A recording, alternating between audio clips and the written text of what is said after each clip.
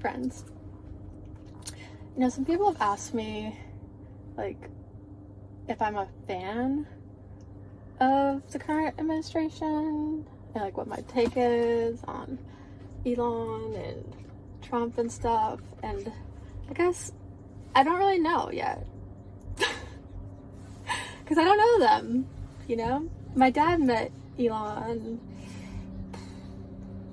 a long time ago, like I think in passing outside of the YMCA or something in Palo Alto, back before he was like a big shot, you know. And but I've never met them, so I don't really know, and I don't really allow, like, I like to come to my own conclusions about stuff, and like I look at the policies and the actions and the data, and I know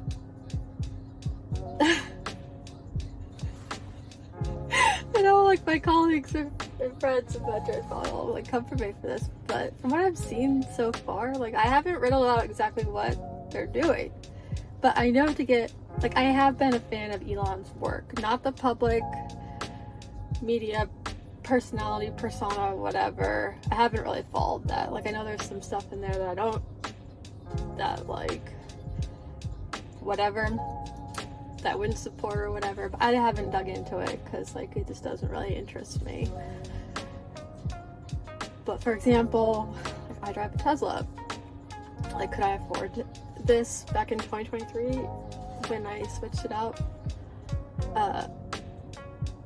No, because I was getting my ass, like, handed to me by the court, and like financial abuse, legal abuse. DeMatti studied with Stark, who wrote, like, in the interest of the abuser, coercive control in the courtroom, all that stuff, and then he literally developed this, like, strategy to, like, exert coercive control, legal abuse prior to us even separating, right? And that's what's been playing out. So I couldn't afford it, but, like, I couldn't afford not to have it, because the system was, and here's why. I'll just tell you why. So, like, when you've got someone who's an expert in cybersecurity, right? Like, does Microsoft cloud deployment for all, like, international Berkshire Hathaway companies, right? And they're using that in rootkits and deep embedded malware, and they're using, like, digital oceans, like those rented server farms, do all that IoT crap, whatever, right? So all you have to do is, like, buy something in your name, it registers to your AWS account, like, you're ties to your social security, whatever, and all these little, like, bots start looking for where you are, your IP, your location, just sending that ad track malware to, like, embed into whatever new device. If it's clean, doesn't matter, right? Because it's tied to you. They'll find it, and they'll embed the new root, and it turns into a surveillance device against you. So having like, this car was critical because it meant that, like, I had, like, for courts, for safety, it's like got cameras all throughout it, right? It's on a different, it wasn't developed, like, the software is not the same as, like, everything you see on, like, Apple, Samsung, like, it wasn't just the same kind of, like, code script that, you know, it's Elon, he's creative, and so the same kind of adapted malware scripts that are used, like, for IoT couldn't just so be easily used and deployed to here. And there's a flash drive in the in here.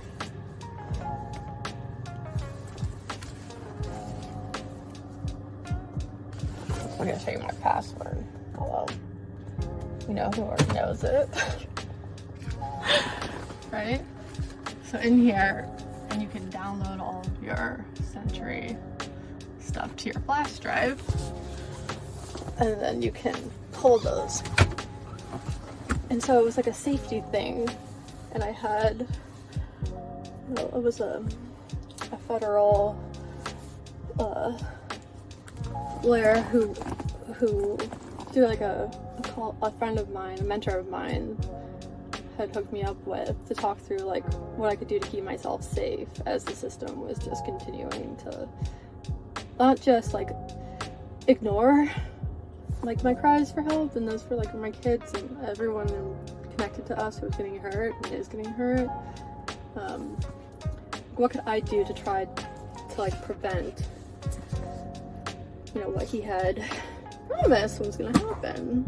Like so many times that I'd given them that they just kind of like kept ignoring and just saying whatever, right?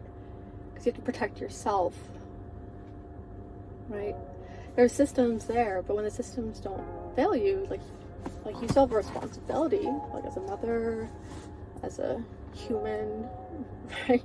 To like take care of the people that you love. So this was one of the key ways I did that, especially once they had taken legal action against like the bodyguard that my dad had left in place that was protecting me and the kids. And like, man, you know, I was like, that's been so hard for the kids and me, just having all like the caregivers and friends and people just being ripped out of our lives, you know. Whatever. But anyways, so this car, essentially, like I'm in this house in Easton, right? Isolated, duh, by design.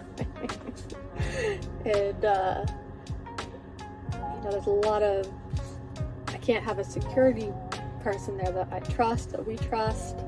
But I had this car, and it, like, essentially you could put it in like attack dog mode, so it's like chasing deer, my ex-husband, like all the private investigators or whoever his father was sending.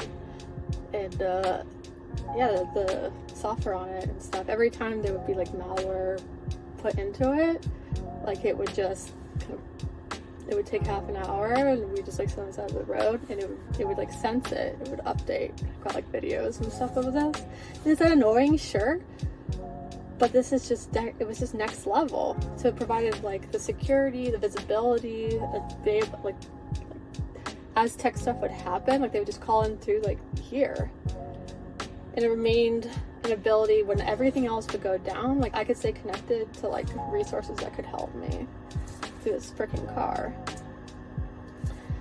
So if you have like digital abuse and like systemic like legal abuse issues, which is a double whammy, right? Because the system does not even know how to deal with digital abuse, even though it's the #1 issue that abusers are using now, right? And you couple that with like lawyers who know what coercive control and digital abuse is and legal abuse, and they implement this strategy against you.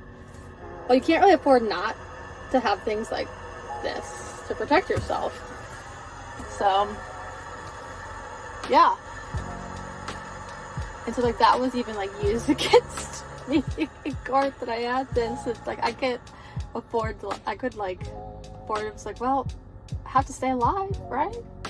So like, yeah, am I a fan of Elon in general? I think he's a genius, and I think he's like super creative, and I think there's like, I don't know, I've never met him, but I think that he produces a ton of really innovative products and things, and his mind works differently, right? I think there's way more there than meets the eye. I just don't know what his goal is, or the Trump administration's, because I think they're kind of strategically playing that out, and I think more will be revealed. You know, we'll kind of decide where I fall when all that plays out. I don't know. We'll see. Because some of the policies, if you just look at the data, don't make any sense, right? Like NAFTA and stuff. But then again, like, if they're part of a longer term strategy, or if there's other threats that we don't know that are facing us, which there very well could be, given like the the current global climate, you know, and you have to assume, like, unless you're at the very, like, at each level of leadership, whether in a government or in a corporation or an organization, whatever it is, you get a higher vantage point into, like, the whole chessboard. And so, yeah, I think more will be revealed. I don't know. But I'm not really that easily swayed by just the mongering and, like, the twisting of a couple words here or there. Like, I need to see the proof. I need to see the data. And, you know, they just got rolling. We'll see.